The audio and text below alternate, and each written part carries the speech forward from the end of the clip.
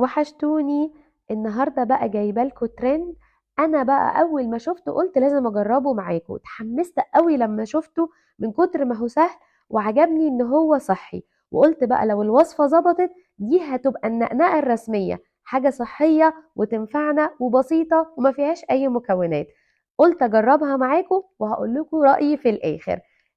انا بقى مش هقول مقادير عشان احنا اول مرة نجربها، فنعمل كمية صغيرة.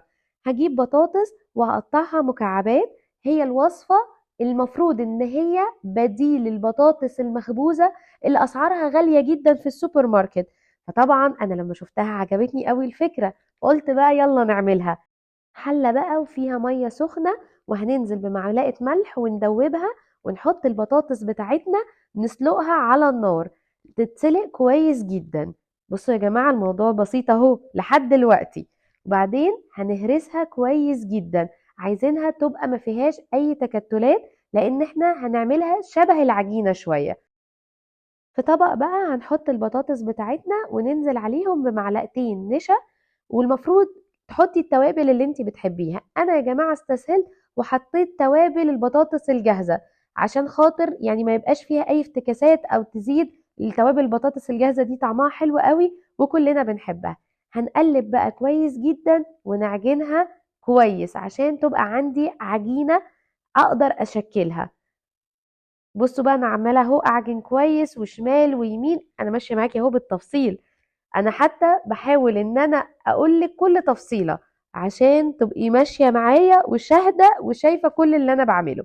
بعد بقى ما عجنتها كويس هبتدي اشكلها في صاجه او في صينيه. هحط ورقه زبده وارش عليها زيت وادهنها كويس جدا.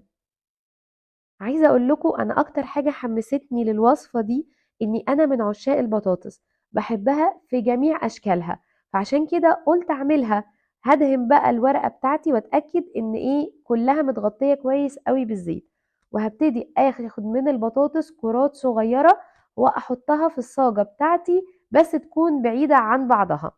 وعايزه اقول لكم طريقه التشكيل ممكن تستغربوها شويه، انا استغربتها برضو.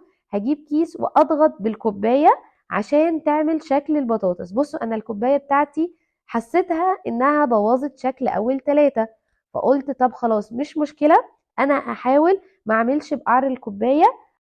فقلت مفيش يأس نعملها بجنب الكوبايه، وفعلا لقيت شكلها حلو وشبه اللي احنا بنشوفها بالظبط. خلاص هاخدها بقى على فرن سخن ونخبزها ونشوف ايه اللي هيحصل. بعد بقى ما استوت، طبعا خدت لون فوق وتحت زي ما انا شفت في الوصفة. حاولت اني اطلعها، طبعا لزقت جدا في ورقة الزبدة مع اني انا دهناها زيت كويس. بحاول اطلعها تقريبا مفيش سمك خالص. بصوا هي يعني مفيش على الهوا ومش ناشفة ولازقة كلها، والحروف كده لونها غامق. طبعا انا قلت يمكن انا اللي غلطانة، طب احاول مرة تانية.